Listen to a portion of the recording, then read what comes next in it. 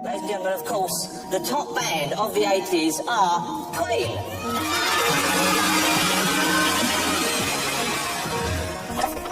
Ini adalah kisah dari 4 orang pemimpin yang berhasil membuat sebuah karya musik yang jenius tanpa tanding.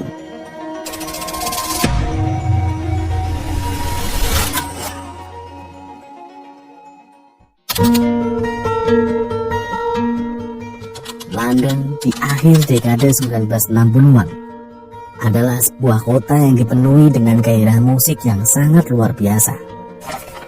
Kota ini menjadi tempat di mana banyak band potensial muncul dengan berbagai eksperimen musik yang diusung. Salah satu di antaranya adalah sebuah band bernama Smile yang digawangi oleh Brian May, Tim Stivell, dan Roger Taylor. Ketiganya merupakan mahasiswa yang memiliki minat yang sama dalam bermusik. Brian May yang kala itu menempuh pendidikan di bidang astrofisika di Imperial College, dikenal sangat teliti dalam merancang sound gitarnya.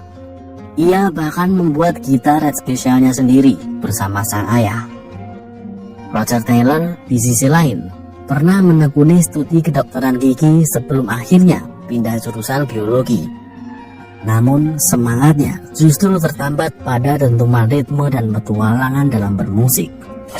Ketika band Smile berdiri, seorang mahasiswa seni kelahiran Zanzibar bernama Farouk Nusara, yang kemudian dikenal sebagai Freddie Mercury, kerap menyaksikan penampilan mereka. Freddie bukan sekedar penonton biasa, ia menaruh minat mendalam kepada band ini. Dengan intuisi musiknya yang sangat tajam, Freddie sangat sadar bahwa band ini memiliki sesuatu yang ia butuhkan untuk mendukung visi bermusiknya. Sebelumnya, Freddie pernah bergabung dalam beberapa band, di antaranya adalah I-Tex dan Sormixi, namun tidak bertahan lama. Freddie pun akhirnya berkenalan dengan para personel Smile di sela-sela pertunjukan mereka. Perkenalannya dengan anggota Smile berlanjut menjadi diskusi serius tentang arah bermusik. Can you tell us what Queen is all about? It's basically a rock and roll band with lots of harmonies, lots of everything. Sekitar tahun 1970, Tim Stivell yang saat itu menjadi basis sekaligus vokalis dari Smile memutuskan untuk hengkang. Kesempatan emas pun terbuka bagi Freddie yang memang sudah lama ingin terlibat langsung dalam grup musik yang ambisius seperti Smile. Ia pun menawarkan diri untuk menjadi vokalis dari band ini. Awalnya, Brian May dan Roger Taylor sempat meragukan kemampuan bernyanyi Freddie. Namun betapa terkejutnya mereka ketika mendengar suara Freddie yang sangat memukau. Dan akhirnya mereka bertiga sepakat untuk bekerja sama. Setelah bergabung, Freddie mengusulkan nama baru, yaitu Queen. Ia beralasan bahwa Queen terdengar lebih megah, universal, sekaligus memiliki sisi teatrikal yang ia anggap cocok dengan visi dan gaya bermusik mereka.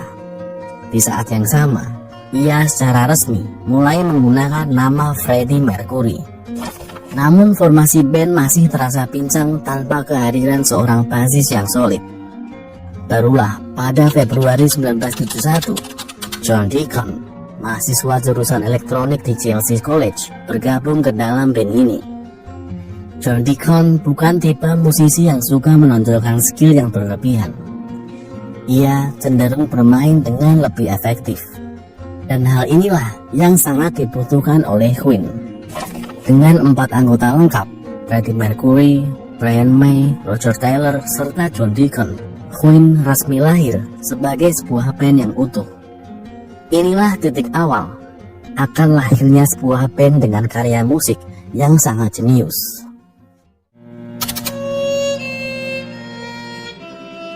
Setelah resmi terbentuk dengan anggota lengkap, seperti banyak band mediocre lainnya, mereka memulai semuanya dari bawah. Tentu tak mudah bagi band yang relatif baru untuk menarik perhatian label rekaman besar. Namun, ada satu hal yang sangat membedakan Queen dari band lainnya, yaitu kemampuan mereka dalam membuat komposisi musik. Mereka tidak takut untuk terlihat berbeda dengan mencampur berbagai genre musik dari rock, pop hingga elemen opera dan musik klasik. Tak peduli bagaimana selera pasar saat itu, mereka sangat percaya diri dengan musik orisinil yang mereka ciptakan. Tak heran, demo mereka sering mendapatkan penolakan dari berbagai label rekaman lantaran musik mereka dianggap tidak menjual. Namun setelah mengalami berbagai penolakan, potensi Queen akhirnya dilihat oleh EMI Records. Label rekaman ini tertarik dengan keunikan musik yang Queen bawakan.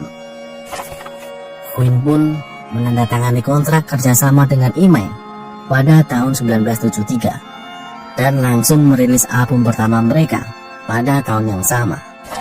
Sayangnya, album debut ini tidak langsung mendapat sambutan hangat dari publik. Penjualan album yang rendah menunjukkan bahwa musik Queen belum bisa sepenuhnya menembus pasar utama saat itu. Mereka tidak menyerah sampai di situ. Queen terus berupaya untuk menciptakan musik berkualitas yang tetap bisa diminati oleh pasar. Titik balik karir mereka datang ketika Queen merilis album kedua mereka pada tahun 1974. Pada titik ini, keunikan musik Queen semakin terlihat. Mereka mulai menggabungkan elemen-elemen opera dan rock dengan cara yang belum pernah dilakukan oleh band lain.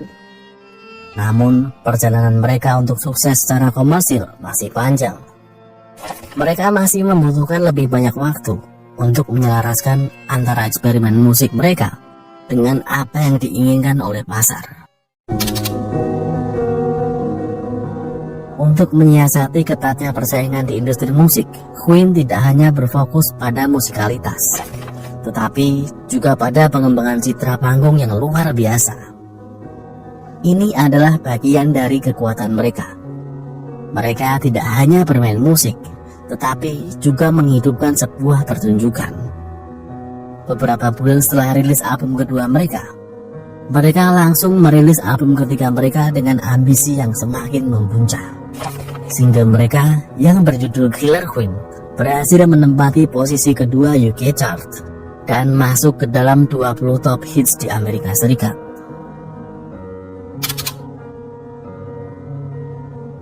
Perjuangan keras mereka akhirnya benar-benar membuahkan hasil pada tahun 1975 ketika Queen merilis A Night at the Opera yang menjadi salah satu album paling ikonik dalam sejarah musik dunia.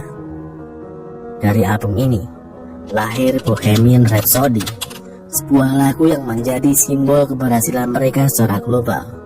Dengan komposisi musik yang rumit dan variatif sepanjang 6 menit, lagu ini menjadi sebuah karya musik yang mendobrak kebiasaan lama dalam industri musik. Saat itu, rata-rata sebuah single yang radio friendly biasanya dikemas dalam durasi kurang dari 4 menit. Namun, Queen mengabaikan itu semua. Mereka tidak ingin memotong atau menghilangkan sebagian lagu, mengorbankan komposisi musik dan dinamika lagu yang sudah mereka pikirkan secara matang hanya untuk supaya lagunya bisa diputar di radio. Queen ingin para fans tetap bisa menikmati karya musik mereka secara utuh. Oleh karena itu, Queen melakukan pendekatan khusus ke pihak radio. Mereka meyakinkan pihak radio bahwa lagu mereka ini adalah sebuah lagu yang sangat bagus dan harus didengar oleh banyak orang. Dan ucapan mereka terbukti. Setelah lagu itu mengudara, dengan cepat, Bohemian Rhapsody menjadi top request radio. Kesuksesan yang mendunia dan jadwal tur yang padat mulai memunculkan perselisihan ego yang semakin meninggi. Freddie Mercury mulai merasa punya andil lebih tinggi dari yang lain. Beberapa kali, ide-ide Freddie yang sangat ambisius sampai harus disesuaikan agar seluruh anggota band dapat bekerja sama secara harmonis. Masalah internal band ini semakin rumit saat mulai muncul tekanan dari label yang mulai masuk ke proses penciptaan lagu-lagu dari Queen. Pada masa keemasan Queen, industri musik sedang mengalami perubahan besar dari segala aspek.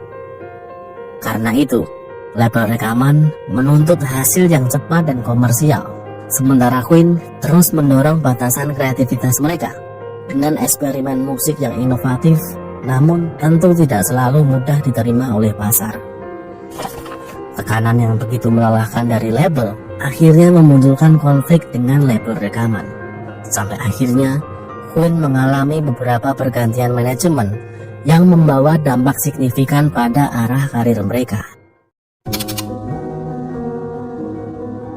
Memasuki pertengahan 80-an, Queen semakin melebarkan sayapnya dengan menjangkau berbagai genre baru.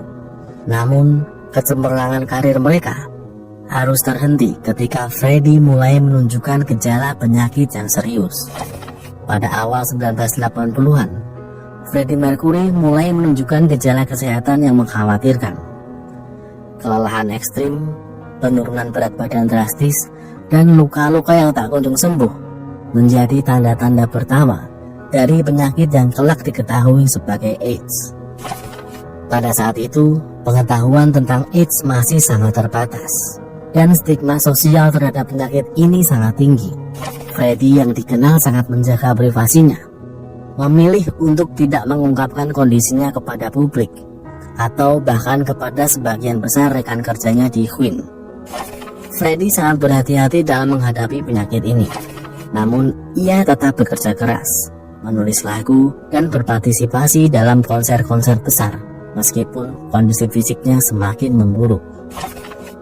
Menjaga rahasia tentang penyakitnya membawa tekanan emosional yang luar biasa bagi Freddie. Di satu sisi, ia harus tetap tampil dengan menunjukkan citra yang kuat dan karismatik. Di sisi lain, ia menghadapi rasa sakit dan ketidakpastian tentang hidupnya. Hingga pada September 1991, setelah bertahun-tahun menyembunyikannya, Freddie Mercury secara resmi mengumumkan bahwa ia menderita AIDS. Meskipun kondisi kesehatannya semakin parah, Freddie berusaha sebisa yang ia mampu untuk tetap berkontribusi dalam produksi album terakhir Queen. Album ini berisi rekaman-rekaman terakhir Freddie yang direkam sebelum wafatnya. Dedikasi anggota band lainnya untuk menyelesaikan karya ini menunjukkan kekompakan dan rasa hormat mereka terhadap kontribusi Freddie Mercury.